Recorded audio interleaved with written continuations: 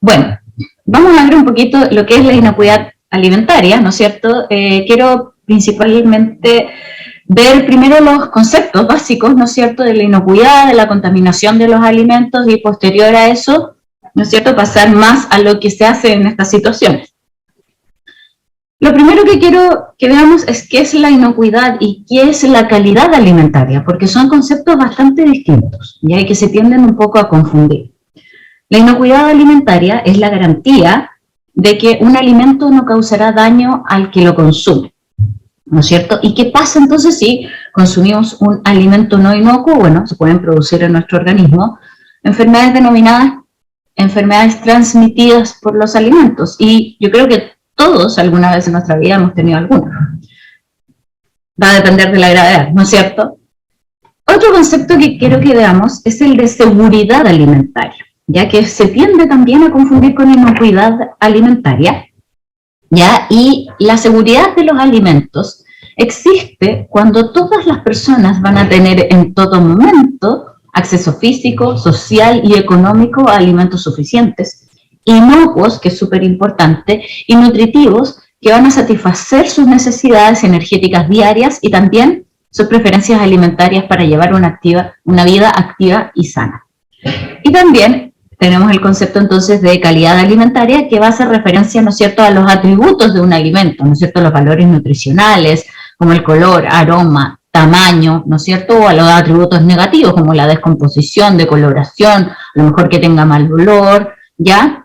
Eso se refiere a lo que sea la calidad de los alimentos, y que el alimento, por ejemplo, sea genuino, que diga que realmente lo que es, o sea, que no sea un alimento que sea adulterado. A eso se refiere también la calidad de los alimentos. Y también otros conceptos que quiero que veamos también para entender un poco el tema de la inocuidad es el peligro versus el riesgo, ¿ya? El peligro va a ser el agente biológico, químico o físico o propiedad de un alimento capaz de provocar un efecto nocivo para la salud.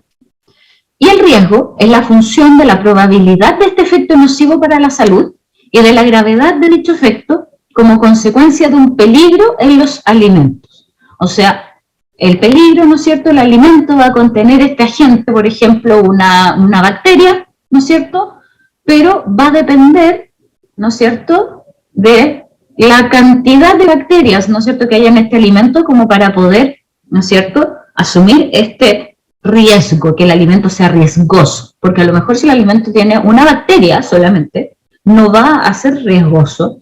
En cambio, un alimento que va a tener muchas bacterias, ¿no es cierto?, puede ser más riesgoso, ¿ya? Eso es con respecto al peligro versus el riesgo. ¿Y qué tipos de peligros pueden contaminar nuestros alimentos? Bueno, ya los vimos un poco, ¿no es cierto? Tenemos los peligros físicos, como objetos extraños en los alimentos, vidrios, astillas, arena, ¿no es cierto? Pueden ser insectos, clavos, de repente, no sé si les han salido de repente pedazos de metal. Tenemos peligros químicos, por ejemplo, residuos de productos químicos, detergentes, desinfectantes, plaguicidas, ¿no es cierto?, fungicidas, incluso las toxinas marinas como la marea roja. Eso es un peligro químico, porque no se destruye la marea roja al cocer, digamos, los mariscos que están contaminados. Y también tenemos los peligros biológicos, como virus, bacterias, parásitos, hongos también, que se encuentran en todas partes. Su gran fuente, ¿no es cierto?, para que lleguen a los alimentos es la manipulación, y también pueden ser los animales domésticos y no domésticos, también son una fuente de contaminación de peligros biológicos hacia los alimentos. Y bueno, viendo los peligros biológicos, vemos que tenemos, y lo común, ¿no es cierto?, de ver en los alimentos son las bacterias, ¿no es cierto?, que son los microorganismos que tienen mayor impacto sobre la inocuidad de los alimentos y se reproducen muy rápidamente, como pueden ver en la imagen. En pocas horas forman grupos o colonias de millones de bacterias, provocando entonces la contaminación de los alimentos, y en promedio las bacterias, ¿no es cierto?, en una condición de temperatura, ¿no es cierto?, de ambiente ideal, son capaces de duplicar su número cada 20 minutos. O sea, si, por ejemplo, a las 12 del día, ¿no es cierto?, dejamos un alimento a temperatura ambiente, ya un alimento que recién cocinamos a temperatura ambiente, y lo dejamos hasta la noche, a las 19 horas, eso ya va a tener, esa bacteria si tenemos una sola bacteria, esa bacteria ya van a ser 2.097.152 bacterias. Imagínense lo que es eso. Bueno, ya les decía, el origen de la contaminación de los alimentos puede ser a través del medio ambiente, ¿no es cierto? Tierra, agua, aire. Insectos, vectores como moscas y otros tipos de insectos. En las mismas personas, nosotros mismos podemos contaminar los alimentos cuando los estamos preparando. También los animales y las materias primas de donde venga ese alimento. Y bueno, ¿qué pasa si no consumimos un alimento inocuo? Ya lo dijimos, nos da una enfermedad transmitida por los alimentos, que es causada por la ingestión de un alimento contaminado por microorganismos peligrosos o sustancias tóxicas que provocan efectos dañinos en la salud, ¿ya? Hay que tener cuidado porque siempre las bacterias peligrosas no siempre van a hacer que los alimentos tengan mal aspecto, huelan mal o sepan mal, ¿ya? Entonces hay que tener mucho cuidado con los alimentos, porque podemos tener a lo mejor un alimento varios días en el refrigerador, que es lo que usualmente pasa, y, no, sí, todavía está bueno, sí tiene buen aspecto, buen olor, buen color, pero a lo mejor puede tener alguna bacteria que no necesariamente hace que el alimento se vaya a descomponer o vaya a quedar con un mal olor o mal aspecto, ¿ya? Y existen más de 200 enfermedades que se transmiten a través de los alimentos, entre ellas cólera, hepatitis A, salmonelosis, fiebre tifoidea. La más común aquí en Chile es la salmonelosis, y estas enfermedades se pueden evitar llevando a cabo prácticas adecuadas de higiene, prácticas adecuadas de higiene durante la preparación de los alimentos, porque es generalmente es en la preparación del alimento mismo donde más se contamina, ¿ya? Bueno, y ahora vamos a entrar en materia de lo que es emergencias. ¿Y qué pasa entonces con la inocuidad de los alimentos en una situación de emergencia? Bueno, en cualquier momento un país puede verse envuelto en una situación de emergencia provocada por un terremoto, un huracán, tornado, ¿no es cierto?, tsunami, inundaciones, aluviones, erupciones volcánicas. ¿Qué nos pasa? Tenemos alrededor de 200 volcanes aquí en Chile. Puede ser una guerra incluso, en el caso de que pasa en Ucrania. Y no importa la causa del fenómeno, las consecuencias casi invariablemente rebasan la capacidad de respuesta de la comunidad, del Estado, de los organismos incluso que prestan ayuda. Los desastres pueden ocasionar problemas con la inocuidad de los alimentos, el suministro de los alimentos, con lo cual es conveniente tener en cuenta medidas que no solamente van a contribuir a mantener la seguridad alimentaria, como lo habíamos hablado, ¿no es cierto?, la disponibilidad de alimentos, sino que también que los alimentos lleguen en condiciones de inocuidad para los afectados, ¿no es cierto?, por la emergencia. Las situaciones de emergencia, en estas situaciones, ¿no es cierto?, las condiciones difíciles pueden hacer aún peor en el caso de que, por ejemplo, la gente tenga un brote de una enfermedad transmitida por los alimentos, que las personas afectadas, que se vean afectadas por una enfermedad transmitida por los alimentos. El suministro de alimentos se realiza a menudo bajo condiciones precarias, y la gente disponible para organizar, ejecutar las operaciones de alimentación no siempre cuenta con la experiencia necesaria para manejar la inocuidad alimentaria de manera eficaz.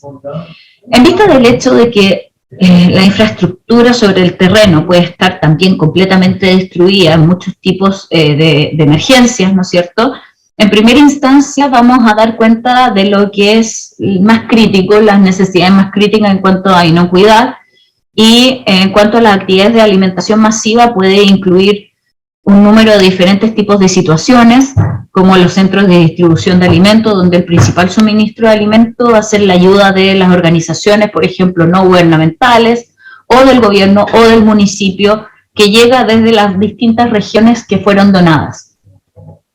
Estas orientaciones que vamos a ver ahora son el mínimo que debe aplicarse en cualquier alimentación, tanto masiva o, por ejemplo, en albergues, ya, o también incluso aplicarla en una situación de que a lo mejor una junta de vecinos se junte en alguna casa, ¿no es cierto?, para preparar alimentos.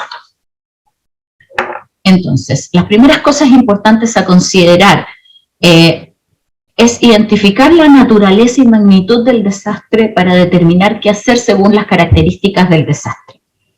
No todas las catástrofes van a provocar escasez de alimentos en términos de poner en dificultades, ¿no es cierto?, la seguridad alimentaria de la población. Entonces, lo primero que hay que hacer es ver el terreno, ¿no es cierto?, las condiciones del terreno, la disponibilidad de energía, ¿no es cierto?, de algún tipo de combustible, agua potable, instalaciones de almacenamiento, saneamiento, que estas van a tener un impacto dentro del tipo de alimento que se pudiese distribuir de manera segura. Y el periodo de validez y la necesidad, por ejemplo, también de que haya refrigeración o de otras condiciones especiales de conservación de los alimentos debe tenerse en consideración en la planificación de esta operación de alimentación. También por eso, por lo mismo, porque puede afectar la conservación y el procesamiento de los alimentos, ¿ya? Eso es lo primero que tenemos que tener en cuenta. Después vamos a analizar ahora entonces los puntos de control más importantes a considerar en todo lo que es la cadena de los alimentos en casos de desastres o emergencias.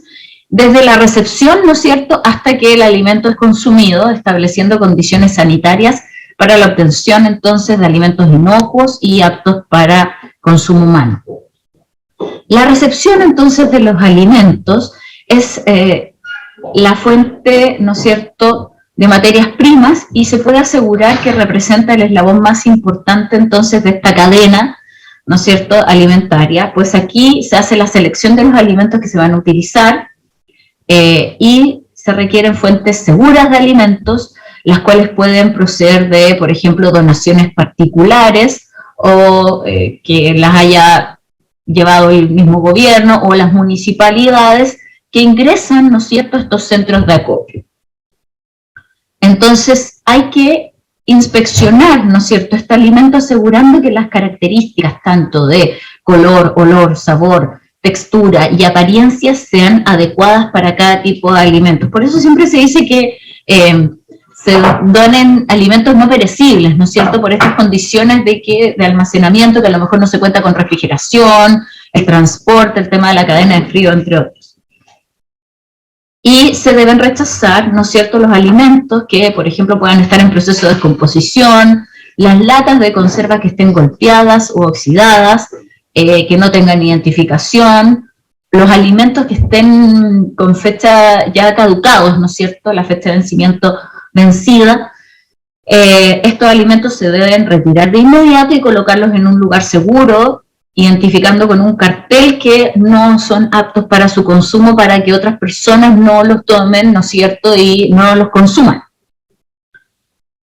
Bueno, cada lote, ¿no es cierto?, de alimento que ya fue inspeccionado, idealmente colocarles alguna identificación con que ya está inspeccionado, y los alimentos se deben colocar nunca en el piso, ya siempre sobre algún pallet, ¿no es cierto?, alguna base de madera o alguna base metálica para que no toque el piso. Y se deben dejar espacio para que circule el aire entre medio de estos.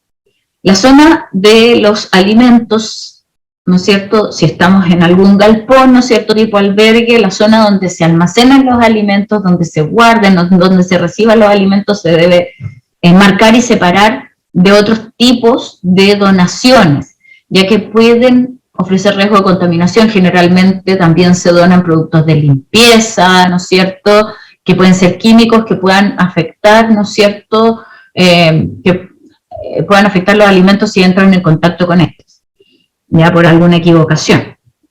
Los alimentos de mayor riesgo epidemiológico, que son los perecederos, ¿no es cierto?, aquellos con fuente de proteína, por ejemplo, de origen animal, por ejemplo, carne, leche, además de sus derivados, ¿no es cierto?, exigen la aplicación permanente de cadena de frío, ¿ya?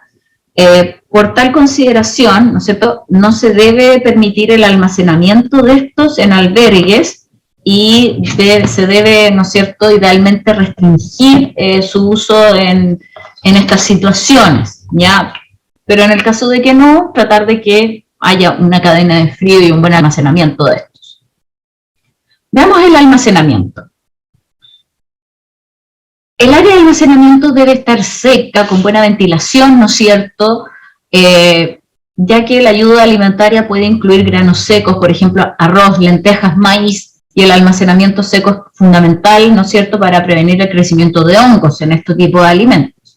En la medida de lo posible, la estructura debe ofrecer, ¿no es cierto?, donde se guarden esto, protección contra las plagas.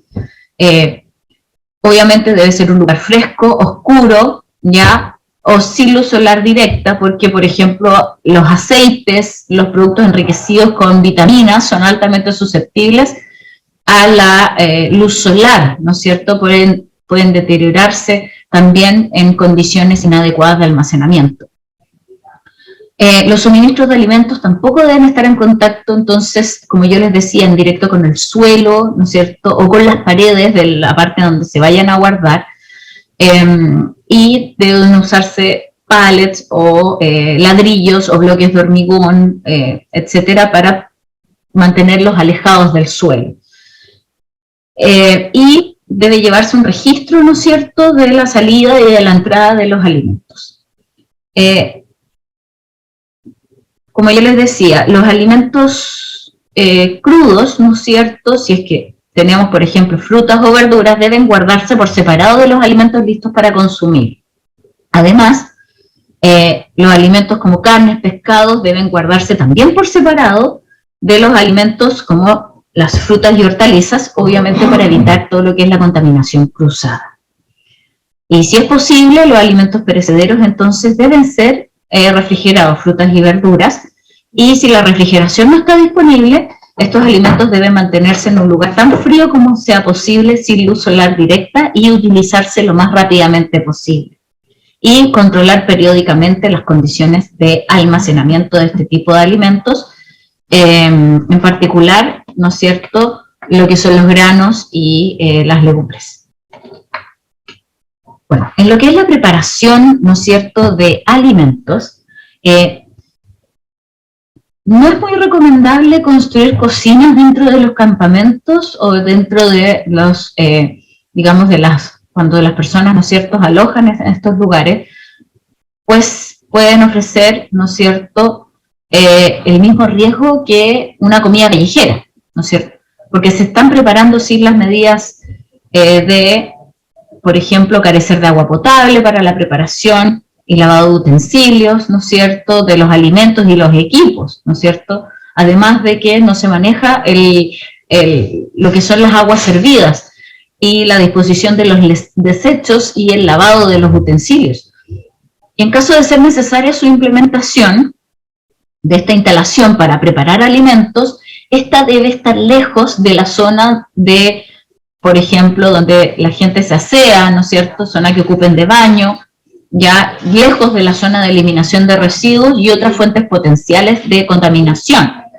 Las instalaciones que supongan o sea, para la preparación de alimentos, deben suponer un riesgo mínimo de contaminación, como las superficies de contacto, ¿no es cierto?, que sea fáciles, por ejemplo, de limpiar, ¿no es cierto?, que tengan, ¿no es cierto?, pisos y paredes idealmente fáciles de limpiar. Asegurar un suministro adecuado de agua limpia y potable, ¿no es cierto?, asegurar suministro de energía o combustible para facilitar las operaciones relacionadas con la cocción, ¿no es cierto?, y los tiempos requeridos. También impedir, ¿no es cierto?, la circulación de personas extrañas, ¿no es cierto?, al procesamiento de alimentos, y de también no permitir el ingreso de animales. Asegurar, ¿no es cierto?, el suficiente equipamiento como ollas, sartenes, bandejas, cuchillerías, etcétera, para poder preparar la cantidad de alimentos que se vaya a necesitar. Y obviamente que estos sean de un material que se pueda limpiar fácilmente y desinfectar. Y obviamente deben ser adecuados, ¿no es cierto?, para el tipo de alimentos, ¿no es cierto?, y para que alcance la temperatura que el alimento requiere para su cocción adecuada. ¿Y qué pasa con las personas que manipulan alimentos? En este caso, es poco probable que muchas de las personas, ¿no es cierto?, porque generalmente se forman ollas comunes, ¿no es cierto?, que muchas de las personas que manipulan alimentos tengan, ¿no es cierto?, o una instrucción adecuada o hayan recibido alguna instrucción adecuada en lo que es inocuidad alimentaria. Por lo tanto, se aconseja que los manipuladores de alimentos primero reciban algún tipo de instrucción en esta materia de higienes básicas, ¿no es cierto?, higiene personal, de los alimentos, de la preparación, del manejo seguro de los alimentos según su función, incluida la información sobre el papel que ellos desempeñan, ¿no es cierto?, para poder mantener la salud de las personas a las cuales ellos van a alimentar. No se debe mostrar, por ejemplo, la persona que vaya a preparar los alimentos no debe mostrar ningún signo de enfermedad, ¿no es cierto?, como diarreas, vómitos, fiebre, dolor de garganta, ictericia, ¿no es cierto?, que es la piel cuando se pone amarilla, secreción de nariz, ¿no es cierto?, lesiones en la piel, cortes, ampollas, etcétera. Y si es posible, verificar su estado de salud por personal médico para reducir al mínimo la transmisión de enfermedades. Las personas que manipulan alimentos son una fuente común de microorganismos patógenos y pueden transmitirlos a través de los alimentos. ¿No es cierto?, si una buena higiene personal no se observa. ¿Ya? Y un manipulador de alimentos enfermo puede causar entonces un brote de enfermedades transmitidas por los alimentos, particularmente que esto va a ser bastante grave en una situación que ya están bajo una emergencia. Imagínense lo que puede ser eso. Las normas de higiene durante la manipulación de alimentos, algunas normas básicas, ¿no es cierto?, son no hablar, no toser, no estornudar sobre los alimentos, ¿no es cierto? En ese sentido, la pandemia nos enseñó que lo que es el cubrebocas, la mascarilla, nos ayuda mucho en este caso. Obviamente, informar de cualquier enfermedad, cubrir y proteger las heridas debidamente, ¿no es cierto?, con vendas o guantes, ya si es que tienen herida algún manipulador, debe preparar los alimentos con vendajes y aparte guantes. Obviamente, utilizar una cofia o un cubrecabezas que sea realmente efectivo, ¿no es cierto?, para no tener una contaminación en el alimento física por pelo, no usar joyas y objetos personales, utilizar ropa de trabajo limpia y idealmente, obviamente, no fumar, ¿no es cierto? Bueno, ¿y cuándo me debo lavar las manos? ¿No es cierto? Porque es importante el lavado de manos, ¿no es cierto?, en estas situaciones. En relación con la higiene personal, entonces, es fundamental lavarse bien las manos antes y durante la preparación de los alimentos, especialmente entonces después de ir al baño, después de tocar alimentos crudos o residuos, se debe lavar con jabón, agua limpia, ¿no es cierto? Debe estar siempre disponible para el lavado de manos en lugares que sean convenientes. Y también, obviamente, después de tocarnos la boca, la nariz, ¿no es cierto?, después de tocar objetos sucios o manipular alimentos que ya puedan estar contaminados, luego de estornudar, toser, después de estar en contacto con sustancias tóxicas como desinfectantes o plaguicidas. Es súper importante. ¿Ya? Y bueno, aquí vemos, ¿no es cierto?, tenemos varias bacterias, ¿no es cierto?, en nuestras manos que si tocamos un alimento y no nos hemos lavado las manos, podemos contaminar, ¿ya? Así que es súper importante el lavado de manos. Y aquí otra imagen que lo ideal es cuando ya nos mojemos las manos, nos echamos el jabón, hacer todos estos movimientos que les estoy mostrando en la imagen para así refregarnos muy bien las manos con jabón. Todos estos movimientos deben durar por lo menos 20 segundos. ¿Qué pasa con la nariz, la boca y los oídos? Porque se acuerdan que les mencioné, generalmente nos pica la nariz, ¿no es cierto? O de repente nos llevamos el dedo a la boca sin querer. En la nariz y en la boca debe del 40-45% de las personas se encuentra un tipo de bacteria llamada Staphylococcus aureus. Los estafilococos se disemina muy fácilmente al hablar, al toser o al estornudar, y son causantes de muchas toxinfecciones alimentarias. ¿Por qué? Porque esta bacteria ya, si bien se puede morir con la cocción del alimento, queda esta toxina, produce una toxina, y esta toxina es termoresistente. Ya no se va esta toxina no se va a ir con la cocción. Y eso es lo que causa la enfermedad. ¿Ya? Y aquí, bueno, de nuevo, recomendaciones básicas que no hay que hacer al estar cuando estamos preparando los alimentos. No probar la comida con el dedo, obviamente. No masticar chicle, porque nuestra boca también, al hablar, ¿no es cierto?, botamos saliva, botamos, aunque no se vea, botamos microgotitas, ¿no es cierto? Obviamente, no estornudar sobre los alimentos. ¿Qué pasa con el pelo? El pelo de las personas está continuamente cayendo, cambiando, además recoge con facilidad polvos, recoge humo, recoge suciedad, ¿no es cierto? Y debe evitarse que entre en contacto con los alimentos. El manipulador, entonces, no debe tocarse el pelo mientras trabaja con los alimentos, y en caso de hacerlo, idealmente lavarse las manos antes de volver a tocar algún utensilio o algún alimento.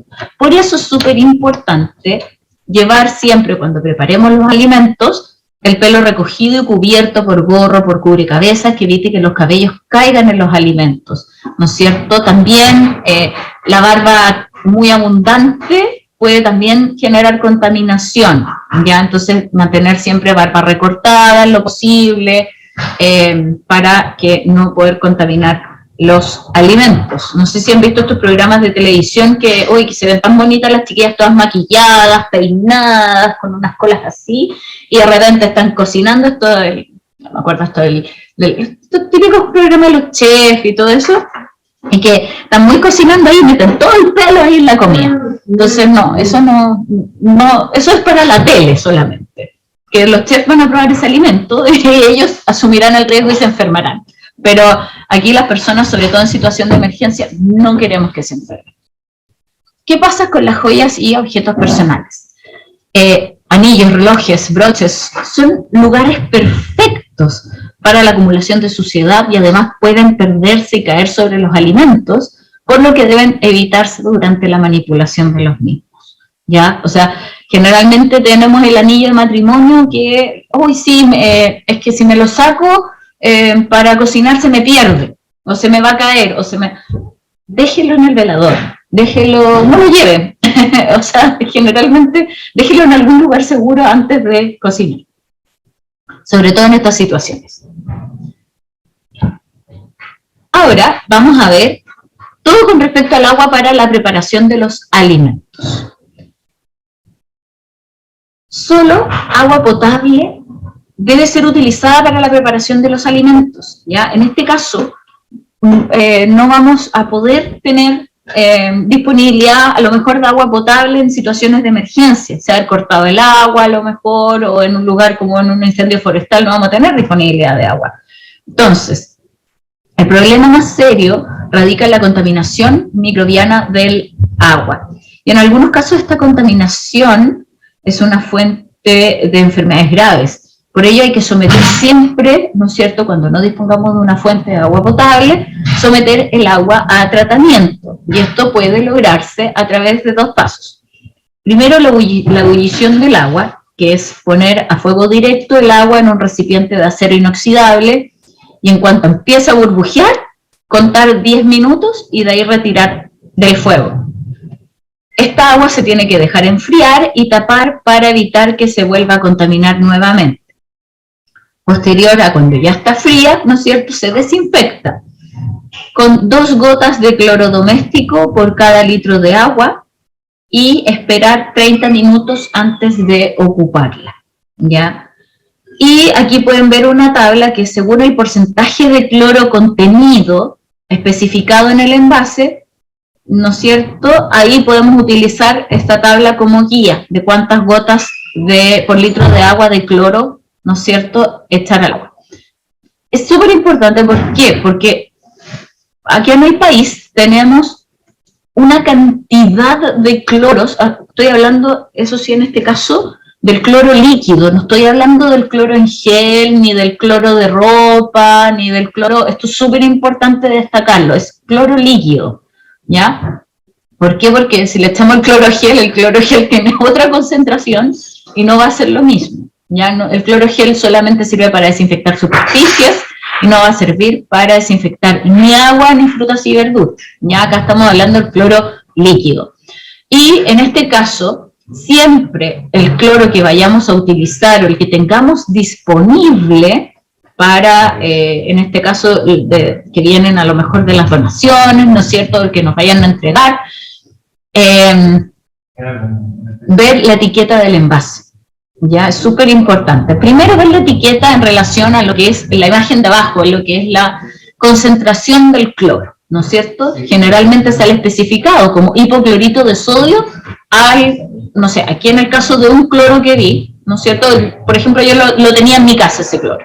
Le saqué una foto y tenía hipoclorito de sodio al 4,9%. O sea, está en una solución de un contenido de cloro, como podemos ver en la tabla, de 4 a 6%. Por ende, si yo tengo ese cloro, se ocupan 2 gotas de cloro, ¿no es cierto?, por cada litro de agua. Ya, en el caso, y ahí en la etiqueta, yo le saqué una foto a la etiqueta del envase siempre, siempre, cuando estemos utilizando cualquier tipo de desinfectante, ya sea para frutas, verduras, agua o superficies, siempre leer la etiqueta de uso, eso es lo más importante, nunca echarla al ojo, nunca hacerlo así como, pero es que mi mamá lo hacía así, no, siempre leer la etiqueta, porque tenemos una variedad de cloro líquido impresionante, entonces siempre leer la etiqueta para hacer la medición exacta, ¿ya? En este caso, dice la etiqueta que mezcle 2 gotas, ¿no es cierto?, por cada litro de agua, y 4 gotas, ¿no es cierto?, cuando el agua está muy turbia, hay que echar 4 gotas y esperar 30 minutos y ahí el agua va a tener un ligero olor a cloro, ¿ya? Así que eso es súper importante en relación al agua. Ese procedimiento hay que hacerlo al agua tanto para cocinar alimentos como para lavarse las manos, ¿no es cierto?, y limpiar utensilios y superficies cuando vayamos a preparar alimentos. Lo mismo con los vegetales, ¿no es cierto?, para su consumo crudo, ¿no es cierto? Obviamente ya tenemos el agua potabilizada, ¿no es cierto?, en este caso con esta, con lo que les mencioné anteriormente, entonces lo que tenemos que hacer es lavar previamente con abundante agua potable, ¿no es cierto?, eliminando los restos de suciedad los vegetales, que pueden venir con tierra, parásitos, etcétera. Y idealmente remojarlos entre 2 a 5 minutos, dependiendo, ojo, dependiendo de lo que diga la etiqueta del envase, ¿ya? Súper importante. En 10 litros de agua y 5 ml de cloro, o sea, una cucharadita de té, ¿ya? Si tenemos para medir 5 ml, mejor. Las típicas cucharitas de esto de jarabe de los niños son de 5 ml, entonces eso nos puede servir para medir bien el cloro en ese caso. Y también se puede utilizar otro tipo de desinfectante que esté autorizado para su aplicación en los alimentos, siempre preocupándose, ¿no es cierto?, de respetar la concentración y el tiempo recomendado en la etiqueta. Y siempre después enjuagar con abundante agua potable para eliminar los restos de desinfectantes. Por ejemplo, yo pesqué el cloro de mi casa también, el que tenía, y ahí sale que lave las frutas y verduras primero con agua potable y después sumergirlas en una solución de 5 ml de cloro en 10 litros de agua. Este era 5 ml de cloro, pero siempre la recomendación, y les voy a insistir, es leer la etiqueta del envase, porque puede que sea un cloro a lo mejor que tenga mayor o menor concentración que ese, y no vaya a ser la misma dilución, ya no vaya a ser la misma cantidad de cloro que yo vaya a tener que echar en 10 litros de agua, y esperar el tiempo. Por ejemplo, aquí, ¿no es cierto?, las frutas y verduras se tienen que remojar por 2 minutos, ¿ya? En cambio, a lo mejor con otro cloro de menor concentración, vamos a tener que hacerlo en 5 minutos. Todo eso va a depender y va a salir en la etiqueta del envase, ¿ya? Así que por eso es súper importante que leamos bien las etiquetas de los desinfectantes que vayamos a ocupar. En cuanto a la relación de tiempo y temperatura, al cocinar los alimentos, ¿no es cierto?, las zonas de temperaturas peligrosas para el crecimiento, ¿no es cierto?, de bacterias, cuando yo les decía, les mostraba en una de las primeras imágenes, ¿no es cierto?, que ya desde las 12, ¿no es cierto?, hasta las 7 de la tarde, si un alimento se mantenía en condiciones óptimas para el crecimiento de las bacterias, ¿no es cierto?, crecían hasta 2 millones de bacterias en 7 horas. Bueno, la zona entonces en que las bacterias van a estar felices y creciendo son entre 5 a 65 grados. Imagínense, un rango súper amplio de temperatura. Entonces, la preparación de los alimentos, ¿no es cierto?, en lo que es la zona de peligro, ¿no es cierto?, este rango de temperaturas, antes de la cocción llevará una mayor carga, ¿no es cierto?, de bacterias y la producción de posibles toxinas. Si bien los tiempos de cocción mayor reducen adecuadamente la carga microbiana, no se resolverá el problema de la acumulación de toxinas. Por eso hay que evitar de que los alimentos, ¿no es cierto?, que no sean perecederos, o sea, que sean perecederos, perdón, hay que evitar este rango de temperatura. Se debe reducir, ¿no es cierto?, al mínimo tiempo en que los alimentos entonces se deben mantener a esta temperatura. Y después de la preparación, los alimentos, que, ¿no es cierto?, después de que alcanzamos una temperatura superior a 70 grados, donde la mayoría de las bacterias son eliminadas, ya los alimentos deben ser consumidos inmediatamente después de cocinados y en ningún caso deben dejarse por más de 2 horas a temperatura ambiente antes de su consumo. Y los alimentos calientes deben mantenerse por encima de los 60-65 grados antes de servirlos.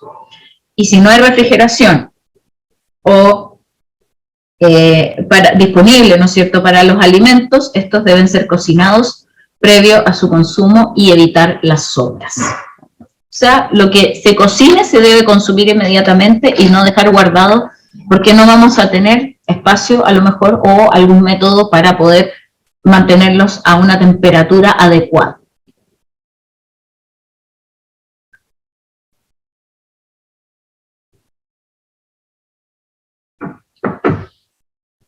Ya. Entonces, como yo les decía, la zona de temperaturas peligrosas, ¿no es cierto?, es de 5 a 65 grados, ¿no es cierto?, y esto ya se los mencioné. Aquí podemos ver otro termómetro más con el tema del crecimiento bacteriano, ¿no es cierto? Entonces, siempre la temperatura ideal por encima de los 70 grados, ¿no es cierto?, y bajo los 5 grados, que es la temperatura de refrigeración. Ya, para la congelación es menos 18 grados y ahí las bacterias, digamos, no crecen. Para los alimentos, entonces, que requieren refrigeración o alimentos perecederos, se debe reducir, entonces, al mínimo, ¿no es cierto?, el uso de alimentos que requieren refrigeración, ya que puede interrumpirse las cadenas de frío, ya que probablemente esas interrupciones en la cadena de frío va a ser inevitable en una situación de emergencia. Y si estos alimentos son usados, entonces se debe recomendar usarlos lo más rápidamente posible y conservarlos en un lugar frío, lejos de la luz directa. Y como yo les decía, los alimentos congelados que no es probablemente que estén disponibles, estos tipos de alimentos para estas situaciones de emergencia. Generalmente se usan siempre los alimentos que son no perecederos, ¿ya? Pero en el caso de que se ocupen, ya se recomienda su descongelación a una temperatura fresca, ya no a temperatura ambiente. ¿Ya? ¿Por qué? Porque eso va a aumentar el crecimiento de bacterias en este tipo de alimentos. También garantizar que los tamaños del bloque que esté del alimento congelado pueda facilitar, ¿no es cierto?, la descongelación en un tiempo que sea requerido. Y si los alimentos congelados están disponibles en piezas pequeñas, estos pueden ser digamos, cocinados directamente sin descongelar. La descongelación puede acelerarse a través de la inmersión de los alimentos congelados, que sean obviamente envasados, en agua con agitación, pero en este caso solamente si se dispone de agua potable. Y en los casos en que la cadena de frío se ha interrumpido, obviamente la integración de estos alimentos congelados debe ser evaluada. En general, un alimento congelado todavía es seguro de usar si es que contiene, ¿no es cierto?, cristales de hielo, o se siente tan frío como si estuviera refrigerado, ¿ya? Y obviamente estos deben ser cocinados inmediatamente y no deben volverse a congelar. Vamos a ver qué se hace con los desechos y la sanitización, ¿no es cierto?, de los espacios, ¿no es cierto?, donde se preparan los alimentos, y que el correcto manejo de los desechos entonces es muy importante para minimizar los riesgos de contaminación del medio ambiente directamente a través de lo que son los insectos y otras plagas que pueden ser vectores entonces y puedan contaminar los alimentos. Las actividades entonces relevantes van a incluir obviamente la eliminación de basura y desechos de alimentos preparados, ¿no es cierto?, que se eliminen, ¿no es cierto?, fuera de, digamos, de donde se estén preparando los alimentos. Todos los desechos deben ser eliminados para que no se contamine tanto los alimentos, el agua y también el entorno. Entonces se deben dejar en un lugar alejado. En particular se deberá evitar que insectos, que roedores, perros, gatos u otro tipo de animales tengan acceso a estos desechos alimentarios, y de esta manera se asegure que las instalaciones no serán una fuente de contaminación. En relación a este manejo, ¿no es cierto?, de estos desechos, se deben eliminar regularmente del área de preparación de los alimentos, ¿no es cierto? Debe haber un medio, ¿no es cierto?, en la zona donde se estén preparando los alimentos, un medio para la eliminación tanto de residuos sólidos como de los residuos líquidos, ¿no es cierto? Debe haber como una especie de contenedor para lo que son los líquidos y lo que son los sólidos. El área de eliminación de residuos debe estar ubicada lejos de la zona de preparación de los alimentos y se debe prestar atención, ¿no es cierto?, a lo que es el control de plagas. Y obviamente estos contenedores, ¿no es cierto?, en la zona de preparación de los alimentos deben limpiarse periódicamente con agua y detergente, y también desinfectarlos con una solución de cloro. Si los desechos no se manejan de forma adecuada, ¿no es cierto?, y se establecen en las zonas próximas a la preparación de los alimentos, pueden haber elevados niveles de contaminación y pueden llegar vectores contaminantes en el medio ambiente y pueden aumentar la posibilidad de que los alimentos se contaminen. Bueno, ¿cómo podemos evitar entonces la contaminación de los alimentos? Los alimentos pueden estar contaminados tanto por el medio ambiente, por el personal, por la superficie y utensilios también, por mezclar alimentos crudos de cocinados, por los animales, las plagas, ¿no es cierto?, y el material de desecho. Para evitar esta contaminación debe ejercerse entonces control de las diversas operaciones, ¿no es cierto?, relacionadas con la preparación de los alimentos. Se debe prevenir la contaminación microbiológica, que es una función importante en la preparación de los alimentos. También debe centrarse en la prevención de la contaminación física y la prevención de la contaminación química. Algunos contaminantes físicos ya los vimos, ¿no es cierto? Piedras, pedazos de metal, vidrio, etcétera, que pueden identificarse al inspeccionar el alimento. Sin embargo, si la preparación de los alimentos tiene lugar al aire libre o en instalaciones temporales, ya es importante la vigilancia y el control para prevenir esta contaminación física.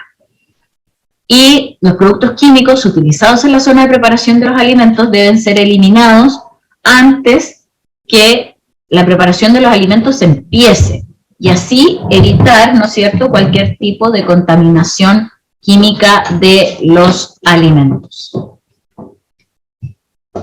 En relación también al área de preparación de los alimentos, incluyendo superficies de contactos, utensilios, debe haber áreas separadas para el manejo de alimentos crudos de cocinados, ya que los alimentos crudos son una fuente de contaminación, ¿no es cierto?, de microorganismos que pueden contaminar los alimentos que ya están listos para consumir.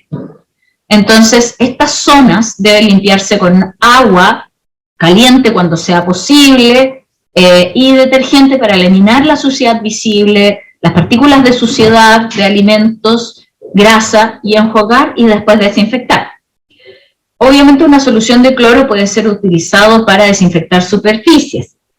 Y los utensilios, platos, también deben limpiarse con agua caliente cuando sea posible y detergente para eliminar, ¿no es cierto?, toda la suciedad visible. También se deben enjuagar y desinfectar. Paños y esponjas que se requieren para la limpieza también deben desinfectarse por ebullición o por también el uso de alguna solución de cloro y enjuagarlos posteriormente. Y todo lo que sea, no sé, partículas de comida que permanecen en el área de preparación de los alimentos presentan un riesgo importante para la higiene, y entonces todo lo que sea las rutinas de limpieza, ¿no es cierto?, diarias y permanentes, puede evitar la contaminación de los alimentos, ¿no es cierto? Y, bueno, aquí es importante ver lo que es la limpieza y la desinfección, ¿ya? Son dos conceptos bastante distintos. La limpieza considera la eliminación de suciedades, residuos de alimentos, grasa o cualquier otra materia no deseable, y se debe emplear agua y detergente, y posteriormente enjuagar. Y posterior a eso se debe hacer la desinfección, que es eliminar por medio de agentes químicos u otro tipo de métodos la cantidad de microorganismos que se encuentran en el medio ambiente hasta lograr un nivel que no comprometa la inocuidad de los alimentos. Se tiene que usar, en este caso se puede usar agua clorada, ¿no es cierto?, y después enjuagar con agua corriente. Y aquí los pasos, algunos pasos, ¿no es cierto?, para la limpieza de utensilios y superficies. ¿Cómo se puede preparar entonces una solución de cloro para la desinfección? Yo les decía, primero, siempre leer la etiqueta del envase del desinfectante que utilicemos. En este caso, lo que tenía en mi casa yo era dice el cloro líquido que utilizo para, ¿no es cierto?, superficies metálicas, granito, mármol, ¿no es cierto? Dice utilizar una taza, 240 ml, en 5 litros de agua, y deje remojar por 5 minutos y luego enjuagar y después secar. En este caso serían, haciendo el cálculo, 48 ml por litro de cloro, cuando el cloro tiene una concentración de un 4,9%. ¿Ya? Y las superficies, ¿no es cierto?, deben estar, o utensilios, ¿no es cierto?, deben estar expuestas o sumergidas a la solución durante, entonces, lo que les decía ahí, entre 2 a 5 minutos, ¿ya? Aquí en este caso dice 5 minutos, en alguno otro tipo de marca de cloro, por ejemplo, van a ser 2 minutos, y las superficies no porosas, como el metal, cerámica y el equipamiento, se debe permitir entonces que se seque antes de utilizarlos, y los utensilios porosos deben enjuagarse con agua potable limpia después de la sanitización y luego dejar secar al aire, y también los paños y esponjas también deben enjuagarse y secarse al aire. Ahora, esta solución de ninguna manera se debe utilizar para consumo humano, ya ni para desinfección de frutas ni verduras y tampoco agua. Bueno, y para resumir, ¿no es cierto?, ya vamos terminando ya con esta presentación. Algunos puntos críticos, ¿no es cierto?, donde se contaminan los alimentos son el correcto lavado de manos, ¿no es cierto?, los puntos críticos que debemos tener en cuenta. El correcto lavado de manos y utensilios, ¿no es cierto?, nunca trabajar con utensilios oxidados, el lavar y desinfectar los alimentos que vayamos a utilizar, lavarnos siempre las manos antes de pelar o cortar los alimentos, trabajar con superficies limpias, al mezclar los alimentos no hacerlos con las manos, utilizar utensilios como espátulas, entre otros, la preparación final del alimento, preocuparse de la temperatura, que el alimento alcance, ¿no es cierto?, en ebullición, ¿no es cierto?, la temperatura adecuada y el tiempo de cocción adecuado. Generalmente, para ciertos tipos de alimentos y en una situación de emergencia, lo ideal es cocer el alimento por más tiempo de lo que generalmente lo hacemos, ¿ya?, para asegurarnos. Y idealmente, si disponemos, ¿no es cierto?, de refrigeración, tratar de conservar los alimentos que requieren refrigeración a temperatura de refrigeración. También calentar el alimento a 70 grados, ¿no es cierto?, como yo les decía, calcular cantidades justas que se van a utilizar. Eso es súper importante para que no queden sobras y evitar recalentar los alimentos. Considerar que el tiempo que el alimento va a estar a una temperatura de riesgo, también eso se debe tener en consideración. Servir todo lo que sean los alimentos con utensilios limpios, ¿no es cierto? Deben haber hábitos higiénicos visibles tanto para los consumidores y también utilizar concentraciones adecuadas de desinfectantes para la higienización y sanitización de utensilios alimentarios.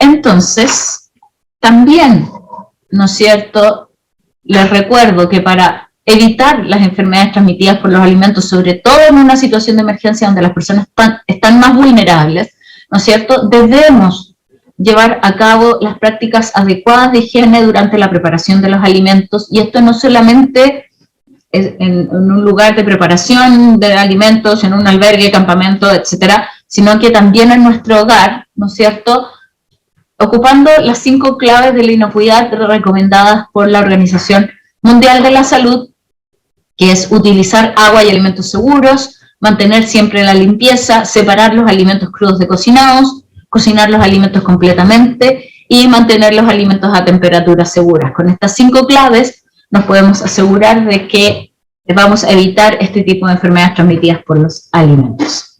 Y eso sería todo. Muchas gracias por su atención y quedo atenta a sus consultas posteriores. Muchas gracias.